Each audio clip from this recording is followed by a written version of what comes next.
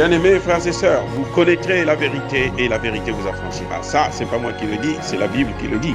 Mais moi, je vous dis mieux. Vous connaîtrez la vérité historique, notamment celle de vos ancêtres kémites, et vous aurez une vision globale de ce que c'est que la vraie souveraineté politique. J'ajoute, vous reviendrez à la spiritualité africaine ancestrale et vous comprendrez les enjeux de l'indépendance économique.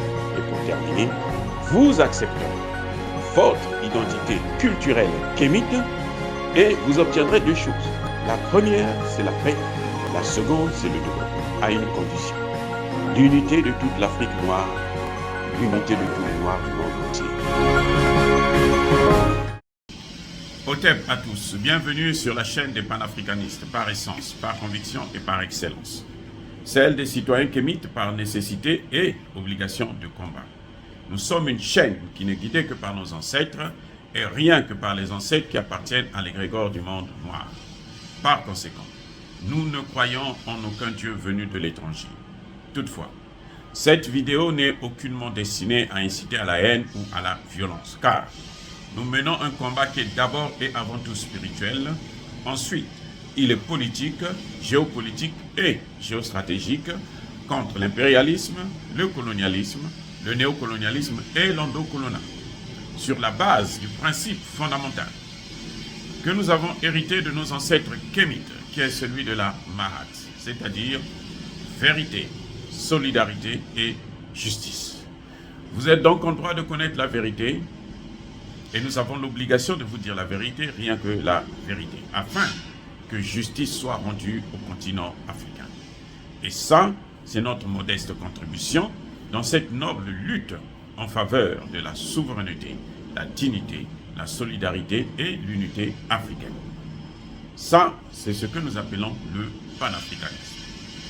Bien-aimés frères et sœurs, nous allons parler encore du troisième mandat, le fameux troisième mandat qui a été très élaboré, très bien expliqué par le docteur-colonel Abdoulaye Maïga dans son discours devant à la tribune de l'Organisation des Nations Unies le 24 septembre 2022.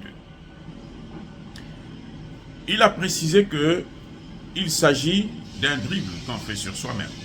C'est-à-dire, quand on est à la fin du deuxième mandat, on change la Constitution, on trouve ça comme étant un prétexte. Après, on demande un troisième mandat, alors que, en se basant sur le fait que le deux mandats, c'était dans la précédente Constitution. Et puis, on fait un tour de passe-passe électoral, et on est encore proclamé président, et puis ça continue. Ça, c'est valable pour les chefs d'État africains qui, jusque-là, n'ont fait que servir l'Occident. Pour ces chefs d'État africains qui, jusqu'aujourd'hui, n'ont qu'une seule mission, c'est de faire plaisir à la France, faire plaisir aux alliés de la France. Le cas d'Alassane Ouattara, le cas d'Alpha Condé, le cas de... Donc, la plupart de ces chefs d'État que nous avons jusqu'à aujourd'hui, c'était ça le problème. C'est pour ça que le troisième mandat a été fait pour essayer de limiter les dégâts. Comme ça, il détruit le pays pendant 2 ans, 2 mandats, 10 ans, 8 ans, 10 ans le plus souvent, d'autres même 14 ans, comme au Sénégal, à l'époque. Et après ça, maintenant, quelqu'un d'autre vient pour arranger. Mais on a vu que cette méthode ne marche pas. Et, comme je disais tantôt, le problème, ce n'est pas le troisième mandat. Le problème, c'est ce que l'on fait du mandat. Parce que moi, je suis pour que Assimi Goïta puisse avoir autant de mandats qu'il veut, tant qu'il respecte la volonté du peuple malien. Je répète, Assimi Goïta peut avoir le nombre de mandats qu'il veut, tant qu'il respecte la volonté du peuple malien, tant qu'il protège les Maliens, tant qu'il protège les ressources naturelles du Mali, qui ne vont plus maintenant aller à l'étranger, qui ne vont plus aller chez les Occidentaux, tant qu'il va transformer ces matières premières maliennes au Mali, je crois qu'on n'a pas besoin de changer la carte qui gagne dans ce cas. Oui, on ne change pas une carte qui gagne. C'est comme aujourd'hui, je souhaite que Touadéra puisse avoir un troisième, sinon un quatrième mandat. L'erreur de Touadéra, c'est de le faire maintenant. C'est vrai qu'il n'est pas encore à la fin de son mandat, mais c'est de faire ça maintenant.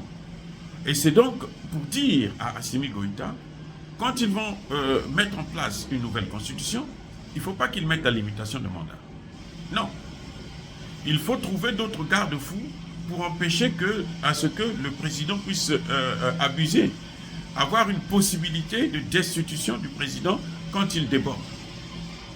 Parce que même en un mandat, un président peut détruire un pays.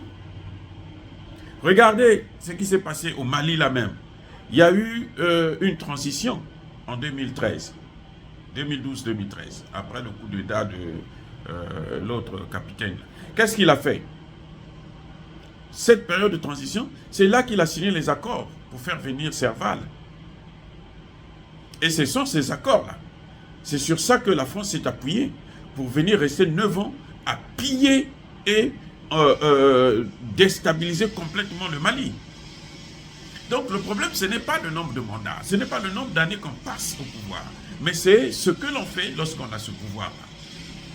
Donc il faut trouver des garde-fous pour faire en sorte que, lorsque le président commence à déborder, qu'on puisse couper la tête de ce train. Si un train est en train de dérailler, pour l'arrêter, il faut couper la tête. Je ne dis pas qu'on puisse le tuer, mais je dis qu'il faut trouver un moyen pour stopper un président qui est en train d'abuser de ses pouvoirs. Un président qui est en train de bazarder le pays. Regardez le Congo démocratique, ça fait moins de 5 ans que Kabila, plutôt Tshisekedi est là. Aujourd'hui, les Rwandais sont en train de prendre le territoire rwandais sous ses yeux. Et la population est là, la population dit, nous on ne veut pas de ces gens, on ne veut pas de l'aménagement, on veut que tu nous achètes des armes, on veut ceci. Ils refusent. Donc il faut mettre en place un mécanisme qui peut l'arrêter net. Parce que là, on voit qu'il est en train de déborder, on l'arrête. Et informer la population chaque fois que les choses se passent, il faudrait que la population soit investie de la mission, du travail que fait le président. Donc, souffrez, que je dise aujourd'hui, qu'au Mali, on ne doit pas attendre la fin de la transition ou bien les prochaines élections pour changer la constitution. Il faut changer ça à la base même. Dès maintenant, quand on met en place la constitution, il faut prévoir qu'il y ait 3, 4, 5 mandats. De toutes les façons, même s'il est bon, quelles que soient les circonstances, il finira un jour par partir parce qu'il va au moins mourir. Même de façon naturelle. Donc, il faut trouver des moyens pour permettre à ce que on ne puisse pas pénaliser des bons dirigeants, des bons leaders. Nous sommes à l'ère de l'Afrique, à l'ère du panafricanisme. Nous devrons avancer et réfléchir sur ce qui n'a pas marché. On avait toujours limité, on a limité les mandats. Avant, c'était les coups d'État. On a limité les mandats. On est revenu encore au coup d'État. Donc, la limitation de mandats ne vaut absolument rien. Puisque Alassane Ouattara a pris un 3e mandat, il s'en fout. Le problème, c'est comment il faut faire pour le stopper quand il veut abuser de ses pouvoirs. Pour le stopper lorsque le pays n'est pas dirigé par votre propre président, mais il est dirigé par l'extérieur, notamment par la France. C'est comme aujourd'hui la CEDEAO. Regardez la CEDEAO. Un mandat seulement. 1 an. Un mandat d'1 an seulement. Qu'on donne au président de la CEDEAO. Regardez ce qu'ont fait Sissoko. En quelques mois déjà, il a pris la CEDEAO, il a livré ça à l'Occident. Mais comment il faut faire pour le stopper? C'est ça le problème. C'est ce mécanisme-là que nous devrons nous inventer. De telle sorte que quand un président dérape comme Sissoko est en train de le faire là, il prend les réunions de l'ONU, de la CEDEAO, il va les organiser à New York, à la demande d'Emmanuel Macron. Et oui, c'est ça qui nous tue. Ce n'est même pas nos dirigeants en fait, c'est l'ingérence occidentale. C'est ça qui nous tue. Embalo Sissoko a 1 an seulement. Et dans l'intervalle d'1 an, il est en train de foutre le bordel le plus total. Ce qu'on n'a jamais vu. avec la CEDEAO. Là, il veut revenir encore à des sanctions. Et il se passe pour le grand patron, il se passe pour un fonctionnaire, il se passe pour... il oublie que ces États qui font membres de la CEDEAO sont des États souverains qui peuvent même sortir de la CEDEAO. Et il est en train de mettre en danger l'existence de la CEDEAO. Voici ce qui s'est passé par exemple avec le G5 Sahel. Le Tchadien Idriss Déby a joué avec le feu, hein, il a bloqué le pouvoir, la transition qui devrait être remise à Assimi Goïta. Qu'est-ce qu'Assimi Goïta a fait? Il est sorti. Et voilà que le G5 Sahel est par terre. Même la France elle-même demande à ce que le Mali puisse revenir, parce qu'elle sait que sans le Mali, le G5 Sahel est nul. Vous voyez? Donc il y a de ces choses que nous devrons comprendre. Nous ne devons pas être là à imiter ce que les Occidentaux nous disent. Les Occidentaux, ils limitent le mandat, c'est parce qu'ils se disent que 2 mandats, c'est pas grave, ils peuvent faire ce qu'ils veulent, ils peuvent avoir des contrats avec la Russie, avec la Chine et autres. Après les 2 mandats, nous on met notre type là dedans, on met la campagne électorale, on met le paquet pour élire la personne, et puis voilà, bon, ils repartent à zéro. Et nous, on revient au même pied d'égalité. Donc le problème, ce n'est pas le premier mandat. Le problème, c'est qu'est-ce qu'on fait du mandat? Qu'est-ce qu'on fait d'un 3e mandat? Qu'est-ce qu'on fait du premier, du 2e? Il faut trouver un moyen pour que lorsque le président est en train de déraper, qu'on le stoppe net. Il faut trouver un moyen pour mieux sélectionner les candidats.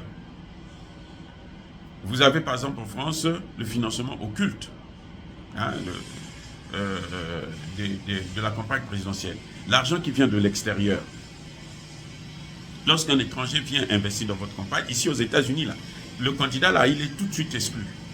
Mais nous, on peut aussi mettre un mécanisme, par exemple, on voit aujourd'hui le candidat Fayoulou qui vient sous prétexte qu'il veut rencontrer les Congolais de Kinshasa, il va rencontrer les autorités pour leur donner des avertissements et pour donner des gages. Que moi, quand je veux venir, je veux faire ceci pour vous. Ça, c'est le candidat Fayoulou. Mais il faut l'arrêter déjà. Il faut faire en sorte qu'un type comme ça ne puisse pas passer, ne puisse pas être élu. Parce que la campagne, ce n'est pas aux États-Unis de toutes les façons. Même si aux États-Unis vont voter, mais ce n'est pas aux États-Unis qu'on doit venir mener sa campagne. Quand on vient aux États-Unis, c'est parce qu'on veut rencontrer les autorités américaines, notamment à Washington. Donc, voilà, il faut trouver des mécanismes pour faire en sorte qu'on voit Tshisekedi qui se focalise sur la campagne, il ne s'intéresse pas du territoire qui est en train d'être occupé par les Rwandais. Et ça, c'est quelque chose que nous devrons prendre à cœur, que nous devrons retenir, que nous devrons maîtriser, parce que là, il est en train de diviser un pays.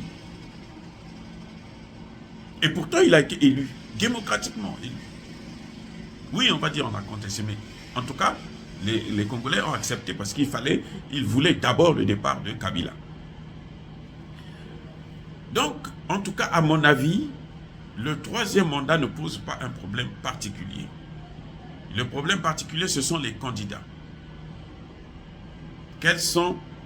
Comment ils ont évolué? Où est-ce qu'ils ont évolué? Vous prenez un Tshisekedi qui a grandi en Belgique, que les Belges ont préparé, formaté, transformé, ainsi de suite. Quand il vient, il ne connaît plus les réalités du pays. Et ceux qui l'ont aidé pour qu'il puisse être candidat, eh ben, ils ont besoin de quelque chose en retour. Et ce quelque chose-là, ça n'appartient pas à Tshisekedi, ça appartient au peuple. Vous avez eu des candidats, des gens qui ont passé 30 ans, 40 ans au pouvoir, qui n'ont jamais rien fait, et ce n'est pas la limitation de mandat qui va les arrêter. Non. Parce que là, ils vont continuer à faire ce qu'ils ont à faire. Et puis, ils vont signer des contrats. Quelqu'un peut arriver pour un mandat, il signe des contrats. Au Centrafrique, le cas s'est bien produit, où Touadéra, il est en train de venir prêter serment, le jour de la prestation de serment. C'est comment vous les appelez, les Français, le truand pour moi, qui vient, qui vous dit, qui demande à Touadéra de signer un accord. Mais attends, j'ai même pas encore pris le pouvoir, vous me demandez de signer. On lui pose la condition que si tu ne signes pas cet accord-là, il n'y aura pas de prestation de serment. Ça, c'est le ministre des Affaires étrangères français qui vient dire. C'est ça l'ingérence. Il dit, vous signez l'accord ou il n'y aura pas de prestation de serment. Touadéra prend l'accord, il dit, il donne à son conseiller le déchire devant lui. Ils vont antidater le document et ils vont aller voir maintenant la dame qui était présidente avant Touadéra, sa prédécesseur, et lui dit de signer. La dame dit, mais on n'a jamais négocié ça avec nous. On l'a empêché de venir à la réunion, à la cérémonie d'investiture. Donc elle est arrivée en retard à cause de ça. Dieu merci qu'elle a insisté, elle a refusé de signer. Donc notre problème c'est ça, c'est la présence de la France dans nos affaires. Nous devons avoir, nos candidats doivent savoir ce qu'ils veulent. Quand un candidat dit que je veux être président, il faut qu'il nous présente un programme clair. Il faut qu'on vérifie bien sa moralité, pas par des petits gens qui vont signer dans des bureaux là. Oh non, il a une bonne moralité. Non. Il faut que le peuple, c'est pour ça qu'il faut même sortir sa vie entière. Comment il vivait à la famille avec ses frères, ses soeurs, sa mère, son père et tout. Parce que chez nous, tout ça, ça compte. Donc il y a un travail de fond, de réflexion que nous devons apporter pour savoir comment gérer les troisièmes mandats et éviter que ce ne soit un problème d'abus de pouvoir. Dire cela, c'est inciter à la haine ou à la violence, non. Yaba, colère, veyamalem. Soyez bénis par le Dieu de Kémit. J'ai dit et j'assume.